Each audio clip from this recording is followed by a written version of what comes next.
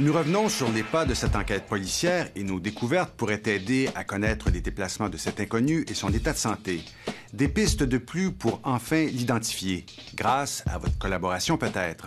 Enquête sur un des plus vieux cas de personnes non identifiées au Québec. Où allait-elle? D'où venait-elle? Tout ce que l'on sait, c'est qu'elle s'est effondrée dans ce sous-bois.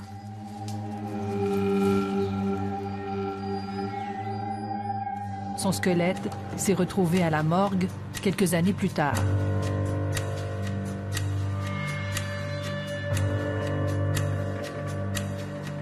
Je l'ai gardé 9 ans, moi, ici. Jamais auparavant, la morgue de Montréal n'avait gardé un corps aussi longtemps. Je m'étais attaché à cet inconnu-là qui avait nécessité tant de travail de toute l'équipe, là. Faute d'identité, ce corps n'a jamais été réclamé. Pour l'équipe entière, c'est frustrant. C'est un petit échec, oui. J'aimerais ça pouvoir mettre un nom dessus, puis y trouver de la famille aussi. Le coroner, le docteur Paul Dionne, a décidé avec regret de fermer le dossier à l'automne 2009. J'ai dit OK, laissez-la partir. Ça a été dur? Bien, ça a été dur d'une certaine façon, parce que je pense que c'est un cas un peu exceptionnel. Le squelette a finalement été enterré ici à Longueuil, en banlieue de Montréal, dans cette section du cimetière réservée aux gens que personne ne réclame. Ici, pas de plaque, pas de pierre tombale, un numéro de lot seulement. Les enquêteurs, eux, l'avaient surnommée Madame Victoria.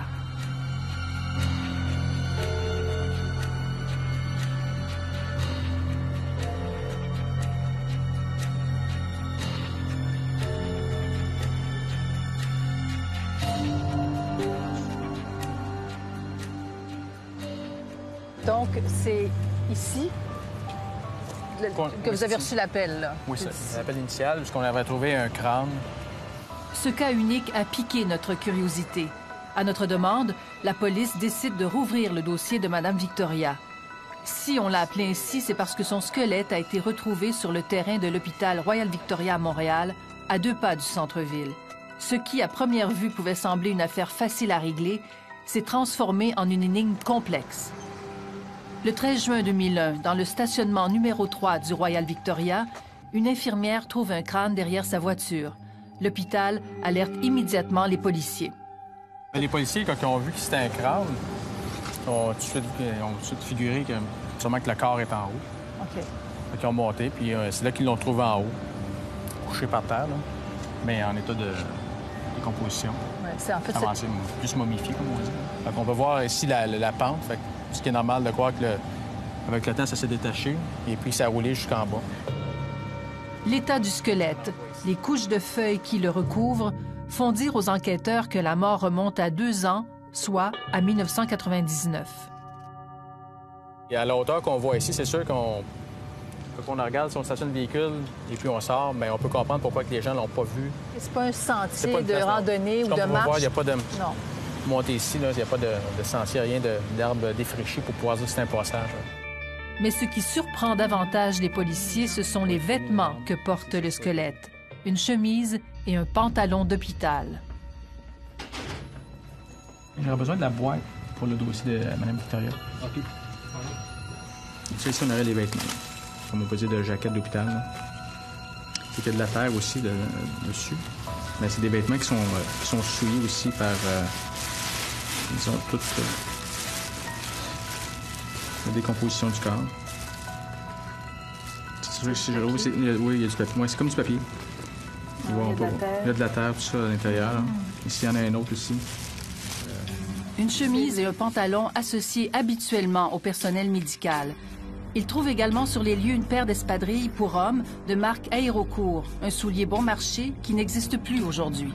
Ça a été quoi votre premier geste ou premier appel ou première... Et d'un, c'est de vérifier avec nos listes de personnes disparues. On vérifie, voir si ça peut correspondre avec des personnes qui peuvent être disparues. On a vérifié aussi les registres de l'hôpital. On a vérifié s'il y avait des personnes qui étaient rapportées disparues à l'hôpital. Et on n'en avait pas. Les policiers font la même chose à l'hôpital général de Montréal, situé pas loin de là. Même résultat. Nous avons tenté à plusieurs reprises de joindre ces deux hôpitaux. On a voulu voir avec eux qui pouvait porter ce type de vêtements. Madame Victoria était-elle une infirmière, un médecin, une préposée ou une patiente qui aurait fui l'hôpital? Personne n'a voulu commenter cette histoire. Pour eux, l'affaire est classée. Mais qui est donc Madame Victoria? Que faisait-elle à cet endroit, entre deux stationnements très achalandés? Chaque squelette, c'est une histoire. On avait confié ce dossier étrange à la célèbre anthropologue judiciaire et auteure de romans policiers, l'américaine Kathy Rage. Nous l'avons rencontrée à son bureau au laboratoire médico-légal de Montréal. J'ai fait l'analyse par l'ordinateur. J'ai pris à peu près 25 mesures du crâne. L'ordinateur me dit que c'est une white female. Ça indique que la personne, ça c'est le male. Ça, c'est femelle. Elle est définitivement femelle. OK. Des ossements éparpillés, des cheveux, un dentier et une seule dent, c'est tout ce qui reste de Madame Victoria. Dans ce cas-là, le squelette avait beaucoup d'ostéoporose et aussi beaucoup de l'arthrite.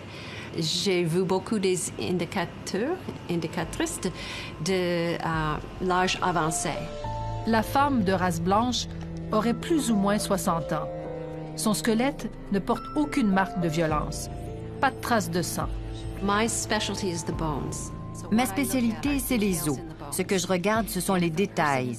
Si une personne meurt et que ça ne laisse aucune marque sur les os, je ne peux pas le voir.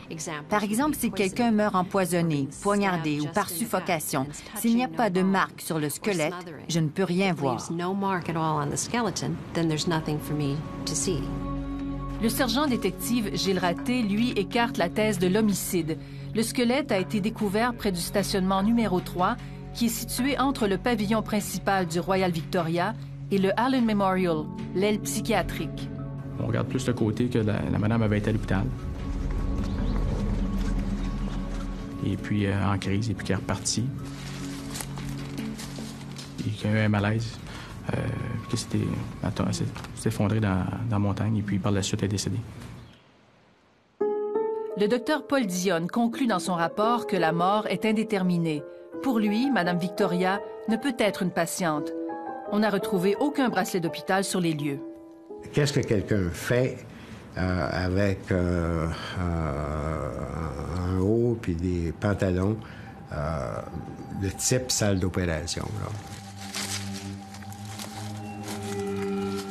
Tout suggère que c'est probablement quelqu'un du personnel.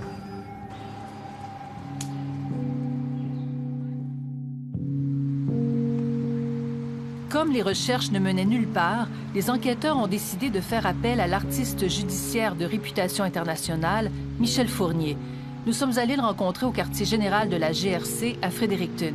En 2003, il a réalisé une reconstitution faciale de Madame Victoria à partir du crâne et des données recueillies par Kathy Rage, une première au Québec.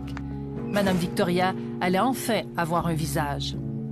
On est capable de capturer les proportions du visage, l'emplacement des éléments du visage, les yeux, le nez, la bouche. On ne peut pas changer au niveau de la structure osseuse. C'est notre base.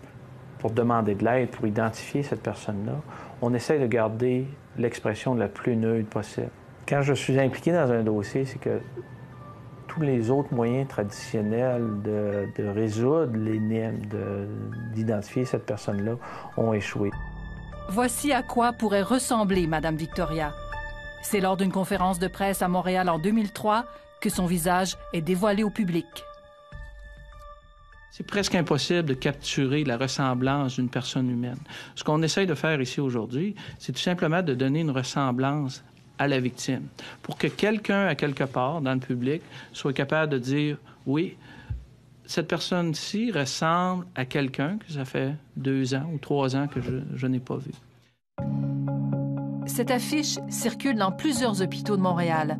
Personne ne reconnaît cette femme. Le mystère persiste. Mais l'appel à tous, lui, semble donner des résultats. Je suite à la publication, au moins 26 informations qu'on a toutes validées.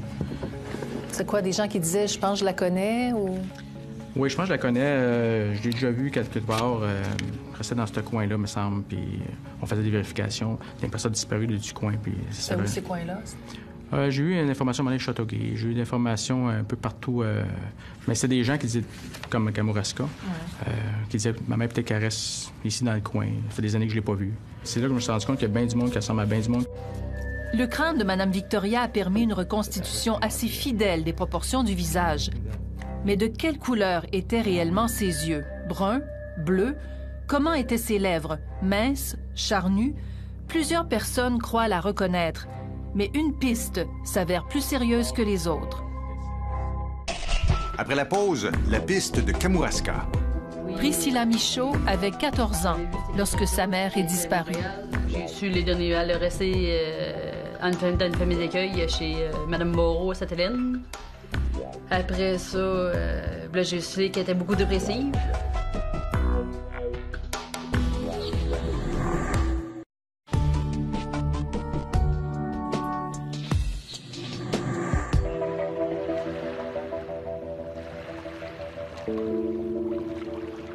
Les enquêteurs mettent le cap sur Kamouraska.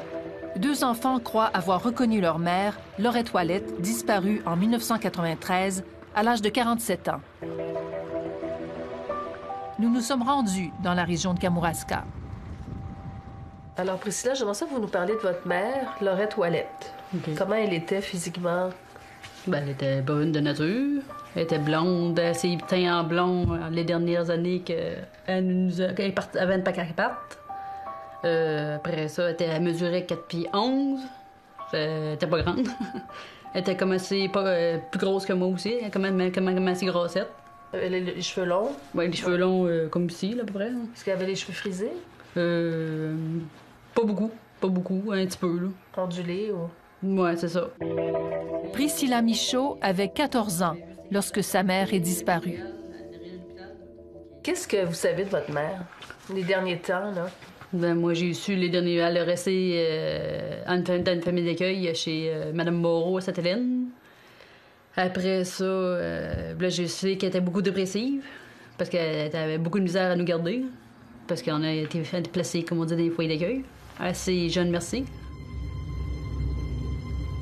Laurette Ouellette habitait dans cette maison de chambre de Sainte-Hélène de Kamouraska. Le 7 septembre 1993, elle serait allée chercher son courrier, puis serait repartie vers la maison. On ne l'a plus jamais revue.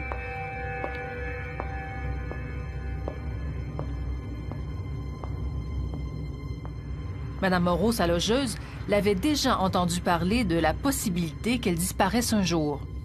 Si jamais que le service social lui faisait du trouble, elle a dit « je vais disparaître de la carte », puis elle a dit « vous allez avoir bien de la misère à me retrouver ». Ça, c'est une parole, ça, qu'elle m'a dit pas qu'une fois. La région a été ratissée par les policiers et leurs chiens. Un hélicoptère a survolé les environs. Aucune trace d'elle nulle part. La photo de Laurette Ouellette a été publiée dans le journal Le Soleil. Plusieurs personnes pensaient l'avoir vue. Ah, ils l'ont vu à Québec, ils l'ont vu dans Beauce, ils l'ont vu au lac Ponégamouk à Saint-Eleuthère. La dernière fois qu'il l'avait vu, il l'avait vu au lac à Saint-Eleuthère. Puis et à un moment donné, on a eu un autre téléphone, il l'avait vu à Saint-Pamphile. Voyons donc. Laurence Moreau demeure sceptique lorsque nous lui montrons la reconstitution faciale de Mme Victoria. Peut-être de la bouche qu'elle y ressemble un peu, mais non, pour moi, dans ma tête, c'est pas elle. Pour moi, dans ma tête, non, c'est pas elle. Parce que ça, c'est la photo...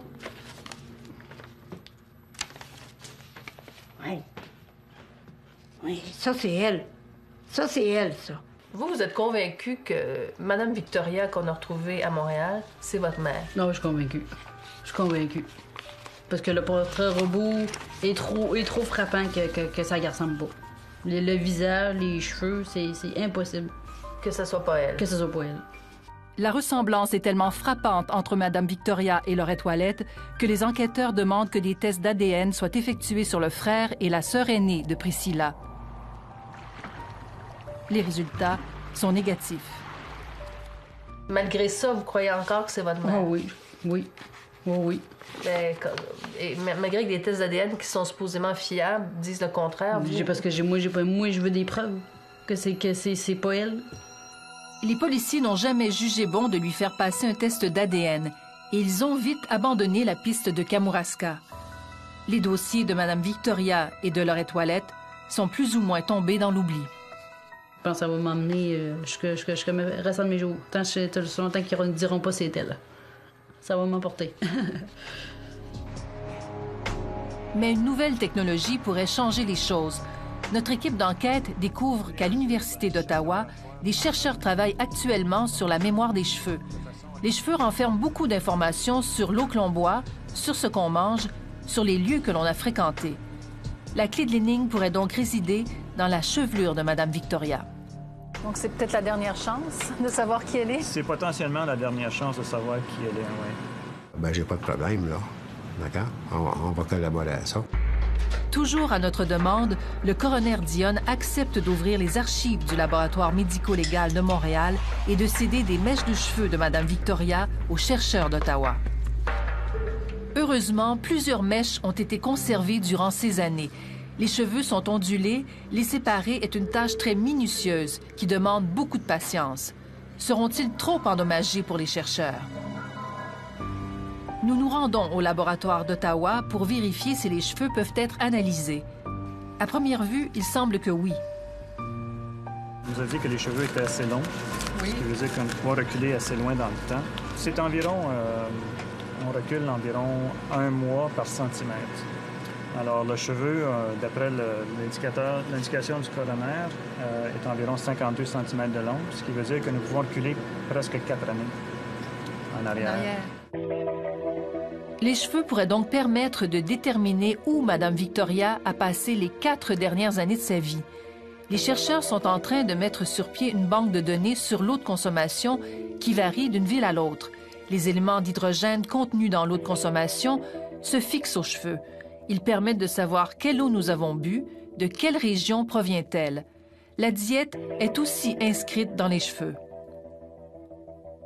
Nous allons pouvoir déterminer si elle a voyagé, si elle était très sédentaire et si sa diète a varié, ça peut nous donner des indicateurs de ses déplacements ou de ses changements de diète qui potentiellement pourraient nous indiquer soit une maladie ou un déplacement radical. Et on se sert de cette information-là pour essayer de retracer sa vie dans les derniers 4 ans de sa vie. Bientôt, nous pourrons peut-être résoudre l'énigme de Mme Victoria. Pourquoi s'est-elle retrouvée dans ce sous-bois près du centre-ville de Montréal? Et surtout, qui est-elle?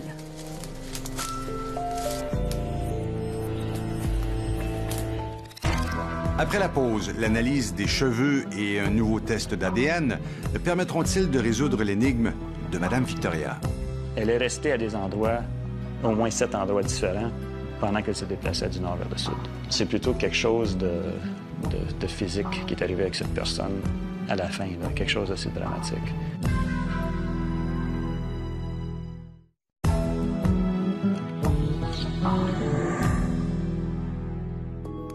L'analyse des cheveux de Mme Victoria est plus compliquée que prévu. Les cheveux sont très abîmés. Il faudra des mois avant d'en tirer quelque chose. Une chose qui était bien avec Mme Victoria, heureusement, c'est qu'elle avait un cheveu épais. Donc, suffisamment de matériel pour qu'on puisse faire une résolution quand même assez petite, quand même pas si mal à l'échelle du centimètre. En juillet 2010, Gilles Saint-Jean vient présenter les premiers résultats au coroner Paul Dionne et à Gilles Raté, le policier chargé de l'enquête. On peut déjà éliminer complètement l'Ouest canadien, c'est certain. Là, ensuite, on voit encore un déplacement. Ce qu'il a trouvé est intriguant. Mme Victoria s'est beaucoup déplacée durant les 4 dernières années de sa vie, du nord du Québec vers le sud. Elle a changé de ville plusieurs fois. Elle est restée à des endroits, au moins 7 endroits différents, pendant qu'elle se déplaçait du nord vers le sud. Les chercheurs soupçonnent que Mme Victoria venait d'une région au nord de la ville de Québec. C'est une personne qui bougeait beaucoup. C'est une personne qui bougeait beaucoup. Elle ne semble pas avoir un pied à terre à un endroit spécifique. Elle se déplaçait, puis c'était une période de 3 mois, 4 mois, 7 mois. Elle n'est jamais revenue à son point de départ, ça, c'est certain. Puis elle a toujours évolué vers quelque chose. Mais elle s'est promenée, hein. C'est pas ça. Moi, ça me dit, ça, c'est quelqu'un que... c'est une hypothèque, elle n'est pas revenue à la maison souvent. Puis si elle était en location, ben c'était probablement pas des bails d'1 an. Madame Victoria a le comportement d'une femme itinérante. Nous avons fait parvenir les photos de Madame Victoria et de Laurette Ouellette à différentes maisons d'hébergement. Sans résultat. Personne ne se souvient d'elle. Il faut dire que tout cela remonte à une dizaine d'années. Gilles Saint-Jean ajoute une information étonnante. Moi, je pense que c'est plutôt quelque chose de physique qui est arrivé avec cette personne à la fin, là, quelque chose d'assez dramatique. Novembre 2010, les chercheurs ont en main les résultats finaux de l'analyse des cheveux. Une rencontre est prévue cette fois-ci à nos bureaux. Les choses se confirment. Madame Victoria serait partie d'une région plus au nord de Québec. Kamouraska tombe dans la bande des données qu'on voit ici. Okay. C'est pas impossible. C'est dans la zone nord que l'on considère comme étant nordique, effectivement. Les chercheurs ajoutent une autre information surprenante. Elle serait restée 7 mois au même endroit, dans la zone 5. La zone 5, c'est la ville de Québec. C'est l'endroit où elle est restée le plus longtemps. Effectivement, elle ne semble pas s'avoir déplacé beaucoup ici. Puis même sa diète a tendance à se stabiliser à un moment donné, là, pendant qu'elle était dans cette zone. Est-ce que ça pourrait être un hôpital? Pas impossible. C'est possible que ce soit ça.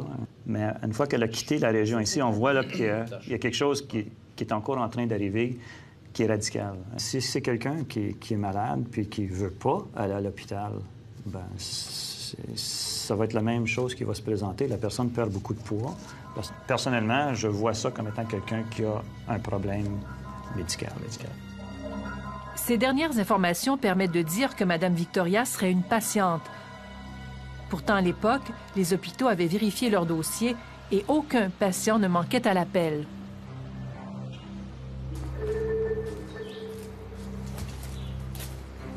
Quelqu'un qui a un problème, qui a un cancer, souvent à la fin de sa vie, ils ne peuvent pas absorber très bien les nutritions, ils ne peuvent plus manger, puis souvent sont nourris par intraveineuse. Madame Victoria aurait souffert d'un cancer. Autre fait troublant, avant même de connaître ses derniers résultats, Priscilla nous avait confié que sa mère aurait appris qu'elle avait le cancer juste avant de disparaître. Si elle avait une mauvaise nouvelle du médecin qu'elle partait par l'orvenue, fait que c'était final.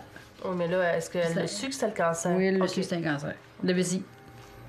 Puis c'est tout ce que je sais.